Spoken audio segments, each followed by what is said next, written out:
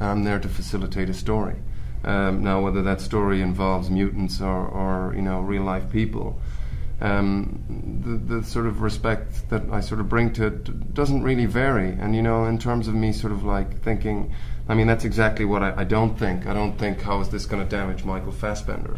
I'm thinking about my job as an actor. It's not to sort of worry about how an image is sort of portrayed or any of that. So it's like, can I facilitate the story?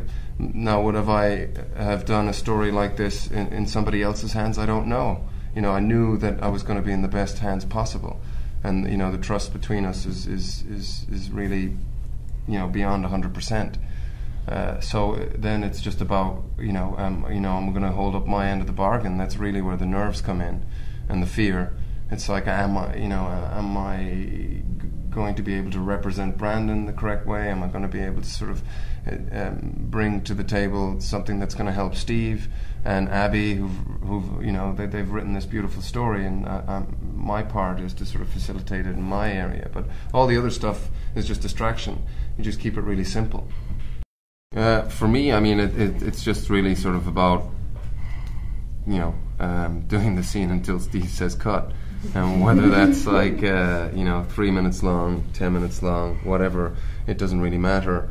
I work with the script pretty sort of intimately for a long time. I sort of read it over and over and over and over again, so it doesn't really concern me how much of the scene we're going to do with it without cutting it. I'm just trying to sort of do my part, which is try and sort of live in this guy's shoes and represent him.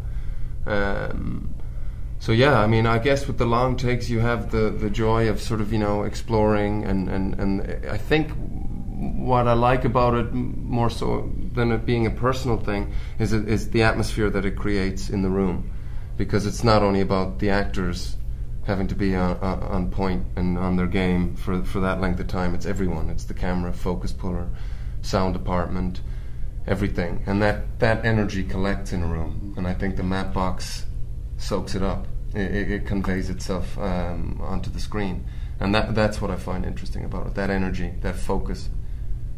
It's all down to sort of the environment that you create as well, and I think the first thing that sort of struck me when I met Steve is this idea that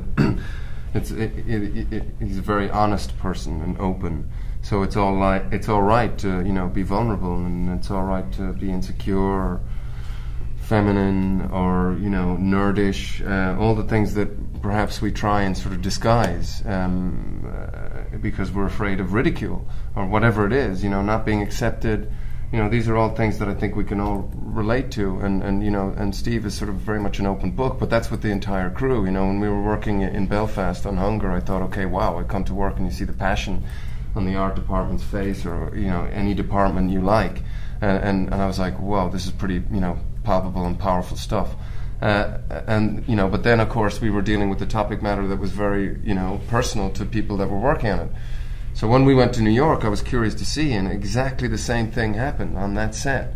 And you're talking about people that have been working in the business for 30 years. I remember Joe the Grip was like saying to me, I don't want to let Sean or Steve down. He's been in the business for 35 years, and believe you me, he's not getting paid a lot of money to do Shane.